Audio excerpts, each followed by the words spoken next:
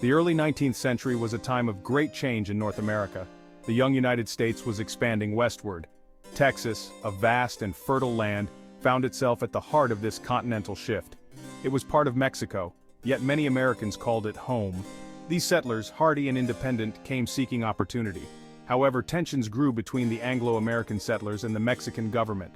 Issues like slavery, religion, and self-governance became points of contention. By the 1830s, Texas was a powder keg waiting to explode. The year 1835 marked a turning point in the history of Texas.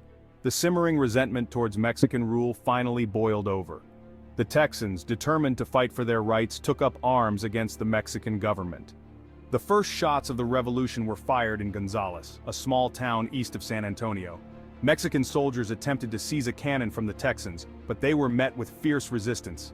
The Texans' defiant stand at Gonzales ignited the flames of rebellion. Volunteers flocked to join the Texan army, eager to defend their homes and their way of life. The Texan rebels, though outnumbered and outgunned, were determined to win their independence. In the heart of San Antonio de Bexar stood the Alamo, an old Spanish mission that has become a symbol of resilience and courage. Originally built in the early 18th century by Franciscan missionaries, it served as a place of worship and community gathering. The Alamo was more than just a religious outpost. It was a beacon of hope and a center of cultural exchange. It stood as a symbol of Spanish influence in the region, representing the melding of cultures and traditions. As the Mexican army marched towards San Antonio, the tension in the air was palpable. The Alamo was hastily fortified, with every available hand working tirelessly to prepare for the impending siege. Volunteers, numbering just over 180 men, gathered within its walls, each one ready to defend their position. These men, determined to hold off Santa Anna's forces, knew the odds were against them, but stood firm in their resolve. Among them was Davy Crockett, a name that would echo through history. The legendary frontiersman and former congressman brought with him a sense of hope and determination.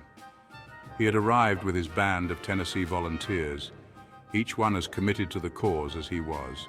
Commanding the Alamo was William Barrett Travis, a young lawyer from Alabama.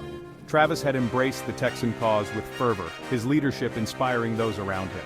He shared command with James Bowie, a man whose reputation as a knife fighter preceded him. Bowie was a respected figure among the volunteers, his presence bolstering their morale. The defenders of the Alamo, a motley crew of farmers, merchants, and adventurers, were united by their love for Texas and their unwavering belief in freedom and independence. They stood together, a diverse group bound by a common cause, ready to face whatever came their way.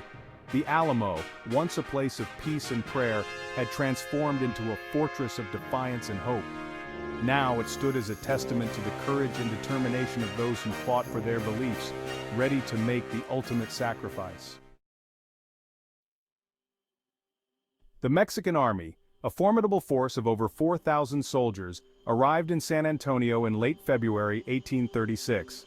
Their arrival marked the beginning of a significant and brutal chapter in the Texas Revolution. General Santa Anna, a ruthless and ambitious leader, was determined to make an example of the Alamo and crush the Texan rebellion. His reputation for brutality preceded him, and his presence struck fear into the hearts of many. He ordered his troops to raise a blood-red flag over the Mexican camp, a chilling symbol of no quarter. No mercy would be shown to the defenders. This flag was a stark warning to the Texans of the fate that awaited them. Inside the Alamo, the mood was grim but resolute. The defenders, aware of the impending doom, prepared themselves for the inevitable siege. The defenders knew they were facing overwhelming odds, but they refused to surrender. Their determination was fueled by a fierce sense of duty and a desire for freedom. "I shall never surrender or retreat," he declared, vowing to defend the Alamo to the last man. His words echoed the sentiments of every man within those walls.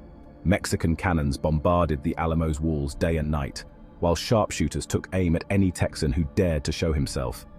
The relentless assault tested the defenders' resolve. The defenders, low on ammunition and supplies, fought back with courage and tenacity. Despite their dire situation, they held their ground, embodying the spirit of resistance and sacrifice.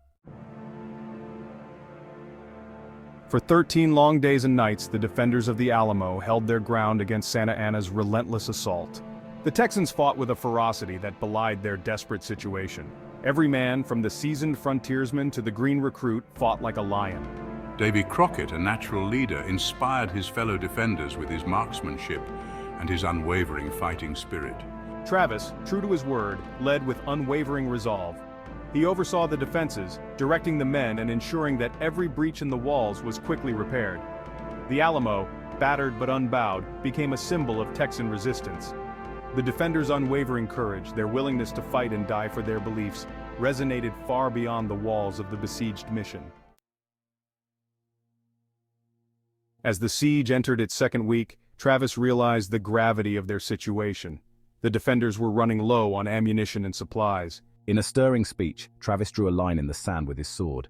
He offered his men a choice: stay and fight, knowing that death was almost certain, or leave under the cover of darkness while they still had a chance. One by one, the defenders of the Alamo made their choice. Some, overcome by fear or a sense of duty to their families, chose to leave. But the vast majority, inspired by Travis's courage and their own sense of honor, chose to stay and fight. Travis's letter, smuggled out of the Alamo during the siege, had reached the outside world, galvanizing the Texan people. In the pre-dawn hours of March 6, 1836, Santa Anna launched his final assault on the Alamo. Mexican troops, fueled by promises of plunder and vengeance, surged forward under a hail of cannon fire. The fighting was fierce and desperate. Mexican soldiers, scaling ladders and swarming over the walls, were met with a hail of rifle fire and cannon shot. James Bowie, too weak to stand, reportedly propped himself up on his cot, his pistols blazing, determined to die fighting. Travis, sword in hand, rallied his men, urging them to fight on. The Alamo, battered and breached, was slowly being overrun. One by one, the defenders fell, their bodies littering the courtyard. As the sun rose over San Antonio, the Mexican flag flew over the Alamo. The battle was over. The defenders, all 189 of them, were dead. Santa Anna, victorious but shaken by the Texans' ferocity, had won a Pyrrhic victory. The Alamo, bathed in the blood of heroes, had become a symbol of Texan defiance, a rallying cry that would echo through the ages. News of the massacre at the Alamo spread like wildfire across Texas and the United States. "Remember the Alamo" became a rallying cry for the Texan army, a call for vengeance and a determination to drive the Mexican army out of Texas. The Alamo, in death, had become more powerful than it ever was in life. The Battle of the Alamo, though a defeat for the Texans, proved to be a turning point in the Texas Revolution. Santa Anna's victory was short-lived. His army, weakened by the siege and overconfident, made a fatal mistake. They underestimated the resolve of the Texan army. On April 21, 1836, our army, numbering around 900 men, surprised Santa Anna's forces at San Jacinto, near present-day Houston. Fueled by the memory of the Alamo and the cry, "Remember the Alamo," we fought with a fury that surprised the Mexican army. The Battle of San Jacinto was a decisive victory for the Texans. Santa Anna's army was routed, and he himself was captured. The victory at San Jacinto secured Texas independence from Mexico and avenged the massacre at the Alamo. The Alamo stands today as a solemn reminder of the cost of freedom, a place where history and heroism converge. It is a shrine to the courage and sacrifice of those who fought and died within its walls, a testament to their unwavering spirit. The story of the Alamo, passed down through generations, continues to inspire people around the world, reminding us of the power of resilience and determination. The Alamo has transcended its historical context to become an enduring symbol of courage, sacrifice, and the fight for liberty, a beacon of hope for all who cherish freedom. It is a place where history comes alive, where visitors can walk in the footsteps of heroes and reflect on the ideals that make America great, ideals that continue to shape our nation. The legacy of the Alamo is not just about remembering the past, it is about honoring the sacrifices of those who came before us by striving to live up to the ideals for which they fought and died, ideals of freedom, bravery, and unity. It is about defending freedom and liberty wherever they are threatened, and it is about never forgetting the price of our freedom, a price paid in blood and valor. The Alamo reminds us that freedom is not free. It is something that must be fought for and defended by each generation, a continuous struggle that defines our collective spirit and resolve.